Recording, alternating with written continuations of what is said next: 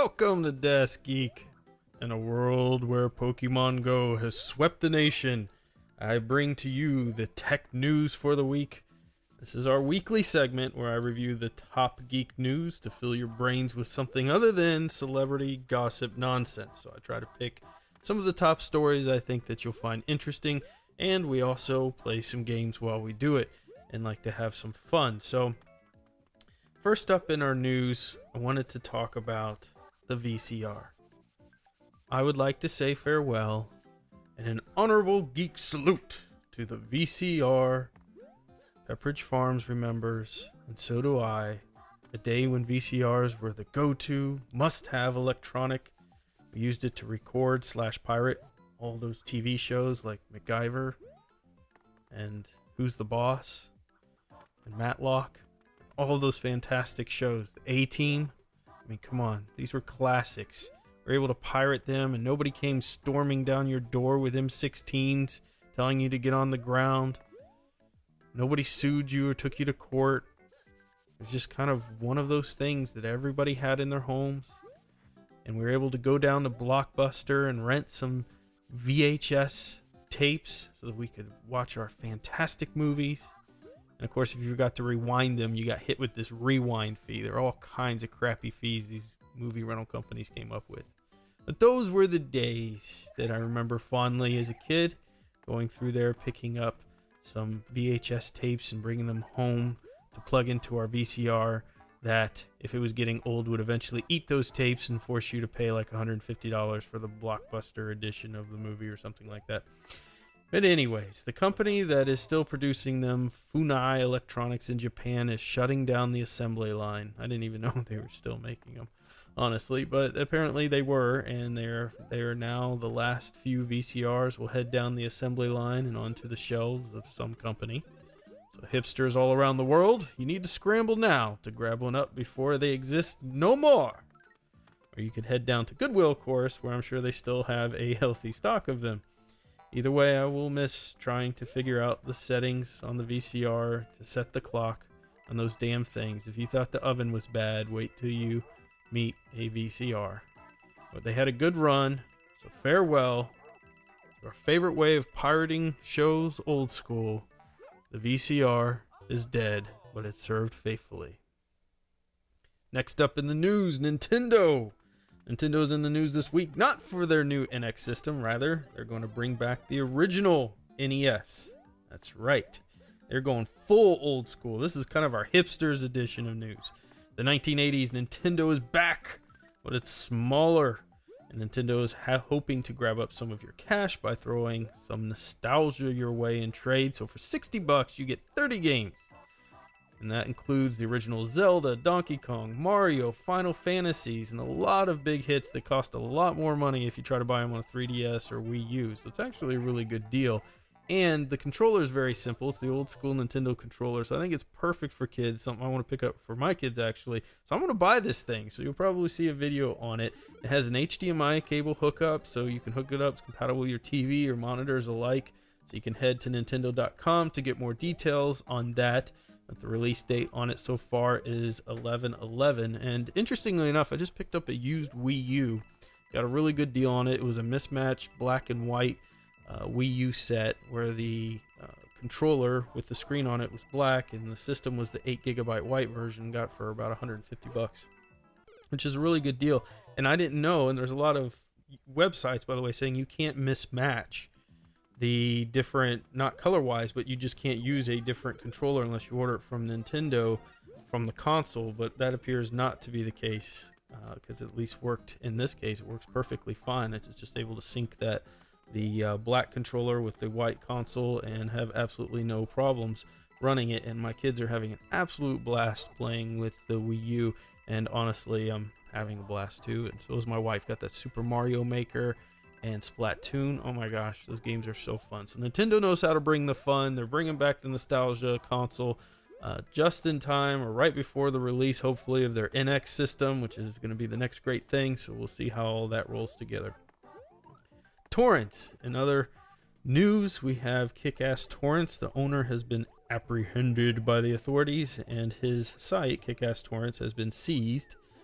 But apparently, thanks to the power of the internet, it's already back up. One of the most popular torrent sites out there besides Pirate Bay, perhaps. So if you are wondering where it went, the owner is in all kinds of trouble right now. So you can go to cat.am, that's kat.am, is a mirror site for it, and there's several others. Personally, I'd be very careful about doing that just because the authority has obviously have their hands in it. But torrenting is not in itself illegal, so if you're just going out there to find files and things that are freeware, in fact, many of the Linux operating systems allow you to download a torrent version because it's just simply faster, then nothing to worry about there.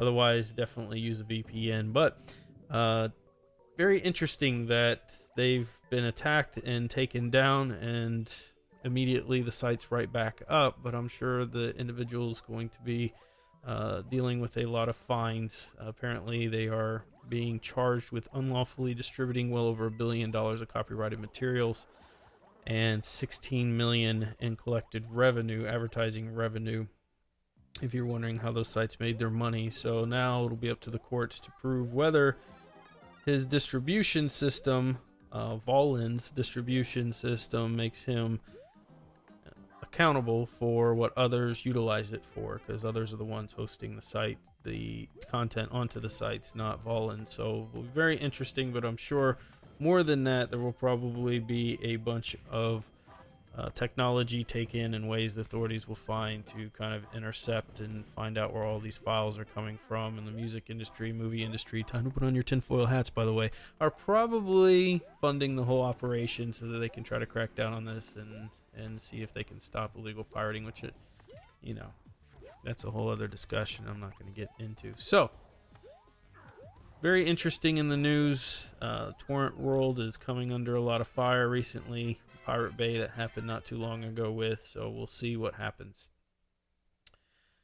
Next in the news, we have the 3D printed finger. Police have utilized a 3D printer to get a murder victim's finger printed out in a bid to unlock his phone, and that's so they could get more information on the potential killer. An interesting use of 3D printing tech and working around the phone's security. So they basically took the body of the individual who was murdered, and they took a 3D printing of his finger, and then they used that to unlock the phone, and hoping that they can find out who the killer is through that. One does envision through this kind of thing where a world where everyone starts walking around with gloves, since if police could do it, couldn't other people do it too?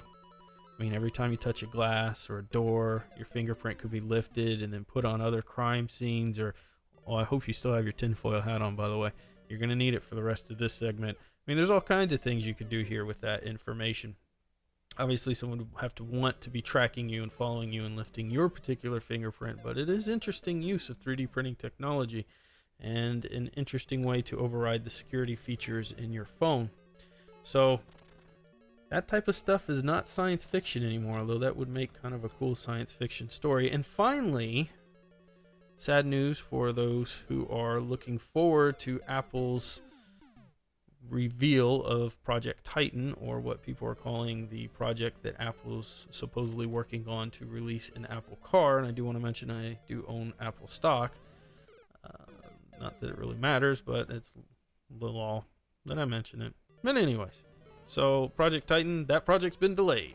So they are saying that, insiders are saying that it's been moved from 2020 to 2021, so just a year. But obviously, if they are working on this, and I hope they are, I think it would be great to have more competition in the vehicle world. I'm done with controlled explosion engines. I think it's time we move on. If they are still working on it, delaying it a year is a good thing. They want to make sure you get it right, and some people are saying it's due to them needing more time to work on the self-driving features. So very cool. I really do hope they are in that field and that they make a huge burst onto the car and vehicle scene. So that's it. That's my news for the week. We had a fantastic week of videos, some really cool stuff, talking about Plex servers on Raspberry Pi, which I'm enjoying thoroughly. and all kinds of questions I was able to answer this week for those who are wondering about security and browser issues, and definitely supporting the community. And you guys have given some great feedback and a lot of subscribers. We're over 200 now. We're a very young channel, so I appreciate all the love and support. If you have any ideas for content or things that you want to see, hit me up and let me know. If you have any questions on any of the videos, leave the comments. I try to reply to everyone I can. So thank you so much for a fantastic week of support. I hope you guys have a fantastic weekend, and I'll be back next week with more videos to fill your brains with all kinds of geeky goodness.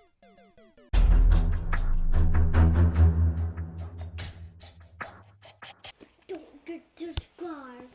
Does not like the video.